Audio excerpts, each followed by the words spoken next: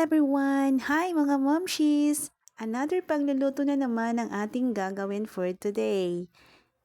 Eto mga momshi, tipid na tipid sa itlog. 4 lang ang kailangan natin na itlog, 1 kondensada at 2 powdered milk. At yan lang guys, makakagawa na tayo ng masarap na leche flan. Ang unang gagawin natin ay mag-caramelize lang tayo na 4 na kutsarang sugar. So, ayan mga mamshi, ganyan lang. Kapag natunaw na yung sugar at nakita na natin na nag-caramelize na at nangingitim na siya, i-off na po natin yung apoy para hindi siya masunog. So, kapag ganyan na, okay na yan. At itabi muna natin dahil dito sa second part, sa isang bowl, magbabati tayo ng 4 na itlog. Yes, mga mamshi, 4 na itlog lang ang kailangan dito. At kapag okay na, nabati na natin yung itlog, isunod na natin ilagay ang 1 can ng condensed milk. Haluin natin ng bahagya at isunod naman natin ilagay ay ang 2 powdered milk. Any kind or any brand naman pwedeng gamitin dito. So, nasa sayo lang guys yung pagpili ng brand ng powdered milk.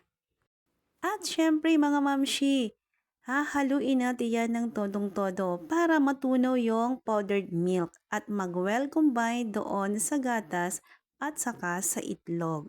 So, ayan, kapag okay na, pwede na natin yan ilagay sa ating hulmahan na leche flan. Pero bago pala natin ilagay sa pinaka-fine na nalalagyan na hulmahan ng inyong leche flan, sasalain muna natin para matunaw yung alis yung mga bilog-bilog na powdered milk para maging smooth kapag niluto natin ang ating leche flan.